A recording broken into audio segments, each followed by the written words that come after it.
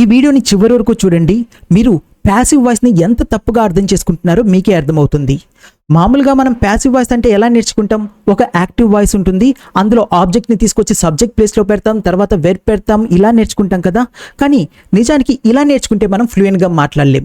ఫ్లూయెంట్గా మాట్లాడాలంటే ఏం చేయాలి చూడండి. ఒక పర్సన్ ఏ స్టేట్లో ఉన్నాడు అన్నది, ఒక పర్సన్కి ఏం జరిగింది అన్నది నిజానికి ఒకటే. అంటే ఒక పర్సన్ని ఎలా ఉన్నాడో చెప్పాలంటే ఏం చెప్తాం? హీస్ కైండ్, హీస్ ఫ్రెండ్లీ, ఇలా అంటాం కదా. అంటే ఇది ఒక అడ్జెక్టివ్. ఈ అడ్జెక్టివ్ ప్లేస్లోనే మనం V3ని పెడితే అదే ప్యాసివ్ వాయిస్. ఫర్ ఎగ్జాంపుల్, ఇతను కైండ్గా ఉన్నాడు అంటే దయగలిగిన వాడు, హీస్ కైండ్.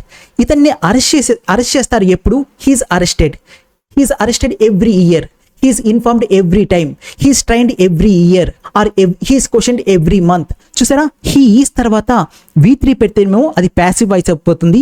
హీ ఈస్ తర్వాత అడ్జెక్టివ్ పెడితే అది నార్మల్ టెన్స్ అయిపోతుంది. అలాగే హీస్ బీయింగ్ కైండ్, అతను దయగా ఉంటున్నాడు. అలా కాకుండా అతను అరెస్ట్ కాబడుతున్నాడు అని చెప్పాలంటే he's being arrested, he's being appointed, he's being interrogated, అతన్ని ఇంట్రాగేట్ చేస్తూ ఉన్నారు. అలాగే హీ హ్యాస్ బీన్ కైండ్ అంటే ఇప్పటి వరకు దయగా ఉన్నాడు. అలా కాకుండా అతన్ని ఇప్పటికే అరెస్ట్ చేశారు అని చెప్పాలంటే హీ హాస్ బీన్ అరెస్టెడ్, అతన్ని ఇప్పటికే క్వశ్చన్ చేశారని చెప్పాలంటే హీ హాస్ బీన్ క్వశ్చన్డ్. అంటే he is being, he has బీన్ని మనం నేర్చుకుంటే చాలు. ఇది ప్రొనౌన్స్ చేయడం వస్తే దాని తర్వాత ఒక V3ని పెడితే అది ప్యాసివ్ వాయిస్ అయిపోతుంది. లేదా మనం స్టేట్ని చెప్పాలంటే అడ్జెక్టివ్ని పెడతాం. రైట్, ఇంకొక ఎగ్జాంపుల్ చూద్దాం. చూడండి, ఇక్కడ ఈ పర్సన్ ఏం చేస్తున్నాడో చెప్పాలనుకోండి. హీ తర్వాత ఎప్పుడు చేసే పని అయితే హీ పెయింట్స్, అతను పెయింట్ చేస్తాడు. అలా కాకుండా చేస్తూ ఉన్నాడంటే he is painting, he is వరకు చదివాం.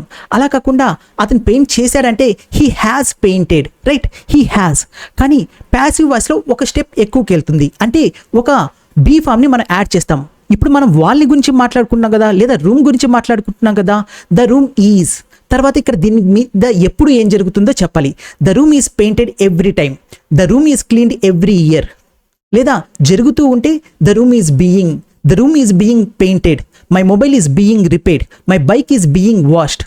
అలా కాకుండా జరిగేసి ఉంటే the room has been painted, the room has been cleaned, the room has been demolished. చూసారా, ఇలాగా ద రూమ్ హ్యాస్ బీన్ తర్వాత మనం V3ని పెడితే అది ప్యాసివ్ వాయిస్ అవుతుంది. మీరు బోరింగ్ బుక్ గ్రామర్ కాకుండా ఇలాంటి రియల్ ఇంగ్లీష్ నేర్చుకోవాలనుకుంటే డిస్క్రిప్షన్లో నా వాట్సాప్ లింక్ ఇచ్చాను, క్లిక్ చేసి జాయిన్ అవ్వండి.